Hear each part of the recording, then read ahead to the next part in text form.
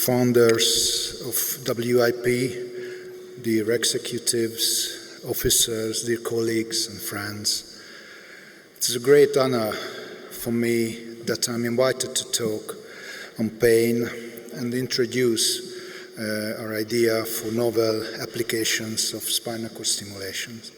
Electric field shaping techniques played an important role. Multiple independent current sources appeared, various electrode designs came with a multitude of contacts for broader and refined stimulation. Then different structures of the spinal cord were targeted after dorsal column.